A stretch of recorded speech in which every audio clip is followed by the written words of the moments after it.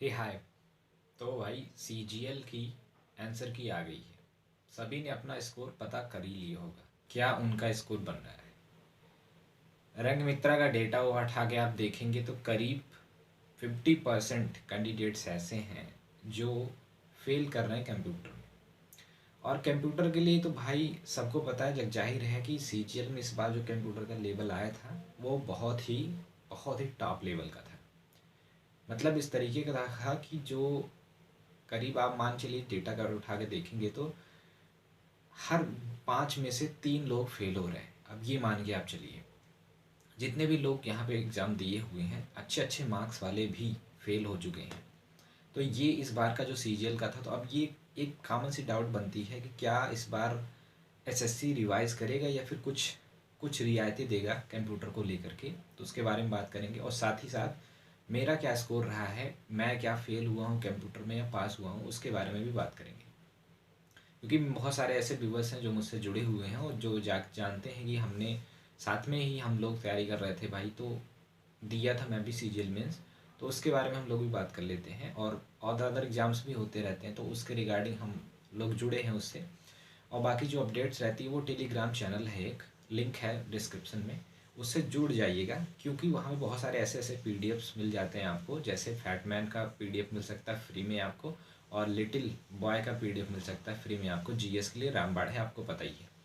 Other जो important crucial PDF होते हैं फार्मूला के या फिर कह लीजिए कुछ वोकेबलरीज के, वो सब भी मिलते रहते हैं, ज़रूर वहाँ से जुड़ जाइएगा। और जो पल पल की नोटिफिकेशन होती है वो भी मिलती रहती है। आइए टॉपिक पे आते हैं। टॉपिक था हमारा भाई कि क्या एक कॉमन सी जो डाउट बनती है, क्या इस बार कंप्यूटर का जो रियायत है वो मिलना चाहिए या नहीं मिलना चाहिए, मिलेगा, इसके बारे में बात कर लेते हैं। तो देखिए साथियों, क्या है ना कि कंप्यूटर का लेवल टफ आया है, नो डाउट। लेकिन एसएससी हर बार यही अनसरप्राइजिंग एलिमेंट डालती रही है। आप 2023 के उठा के देखिए तो उसमें भी इस तरीके से ही हुआ था कि वहाँ पे कंप्यूटर का लेवल हार्ड पूछा गया था और उन्होंने कुछ नहीं किया। क्योंकि ऐसा चीज़ है ना जिसमें किसी के बस की नहीं बात है भाई। अब उस सिलेबस की बात है, ऐसा तो नहीं है कि उन्होंने सिलेबस से हट के दिया। बस ये है कि गहराई से पूछा है, मतलब कुछ इस तरीके से पूछा है कि मतलब लोग ऊपर ऊपर से पढ़ लेते हैं और क्वालिफाइंग इन नेचर होता है तो लोग इतना ज़्यादा ध्यान भी नहीं देते हैं, क्योंकि सबका काम बन जाता है 5 4 क्वेश्चन 7 क्वेश्चन 8 क्वेश्चन करके। लेकिन इस बार हुआ या ये कि पासा उल्टा पड़ गया, लोग फेल हो गए। तो इसी की वजह से ही तो ये जो कॉमन डाउट बनता है कि भाई कुछ रियायतें दे सकते हैं एसएससी, तो बिल्कुल नहीं दोगा, बिल्कुल नहीं देगा साफ शब्दों में।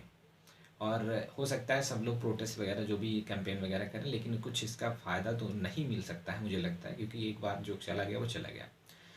अब बात करते हैं अपने बारे में कि भाई किस तरीके से मेरा मेंस रहा है। तो फॉर्चुनेटली मैं ये कहूँगा, मैं कंप्यूटर में पास हो गया हूँ। अब पहले तो कंप्यूटर की मैं बात कर लेता हूँ, उसके बाद बाकी अदर सब्जेक्ट्स की बात करेंगे। कंप्यूटर में देखो, मुझे भी नहीं आ रहा था कंप्यूटर, ऐसा ऐसा वैसा नहीं है कि भाई मैं पास हो गया। लक की मैं मानता हूँ, लक। और मैं एक चीज़ और मेंशन करना चाहूँगा, आजकल जो एग्ज़ाम्स हो रहे हैं एसएससी और रेलवे दोनों में ही जो भाई लकी है वो बहुत अच्छा कर ले जाएगा। एसएससी में तो खास के मान करिए, और रेलवे में भी यही फैक्टर चल रहा है, क्योंकि बहुत सारे शिफ्ट में होते हैं और नॉर्मलाइजेशन का मार्क्स बढ़ता है घटता है। लक लक बहुत मैटर कर रहा है आजकल के एग्ज़ाम में। हार्डवर्क तो है ही, लेकिन साथ ही साथ लक बहुत मैटर कर रहा है, मैं देख रहा हूँ। तो ये बात है। अब बात करते हैं कंप्यूटर की। तो कंप्यूटर में क्या होगा साथियों, मुझे भी नहीं आ रहा था क्वेश्चन। मैंने क्या किया था कि सारे क्वेश्चन अटेम्प्ट किए थे, मैंने रिस्क लिया था। और मुझे आ नहीं रहा था तो भाई मैं कहा कि चलो ठीक है लगा ही देते हैं। तो लगा दिया था और फॉर्चुनेटली यही कहेंगे इसे कि 10 क्वेश्चन मेरे गलत हुए, 10 क्वेश्चन मेरे सही हुए। और उन 10 की वजह से मुझे 18 नंबर मिल गया। तो मतलब 20 नंबर मिल गया, 18 नंबर नहीं मिला, जो कि 18 नंबर चाहिए है जनरल कैटेगरी से पास होने के लिए। लेकिन 20 नंबर मिल गया, यानी कि जनरल कैटेगरी से पास आउट हूँ मैं कंप्यूटर में। लेकिन हुआ ये कि मेरा स्कोर बहुत घटिया आया है, बहुत ही ज़्यादा घटिया आया है कि मतलब उम्मीद नहीं थी इतनी आएगी। और हालांकि तैयारी भी नहीं थी, क्योंकि हम लोग फंसे थे एनटीपीसी वगैरह लेकर के, जिसकी वजह से बहुत अच्छा खासा मॉक भी नहीं दे पाए थे।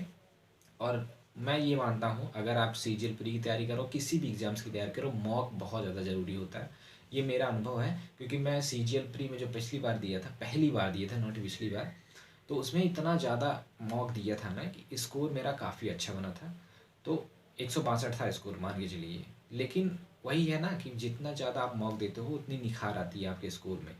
तो इस बार जो हम लोग मॉक दिए थे अप्रॉक्सीमेटली 2-4 मॉक दिए थे, बस उससे ज़्यादा नहीं दे पाते। इसके पीछे रीज़न ये था कि हम लोग का अदर एग्ज़ाम में इंगेजमेंट ज़्यादा हो गया था रेलवे एग्ज़ाम्स को लेकर के, तो इस वजह से काफ़ी अच्छा स्कोर नहीं बना है।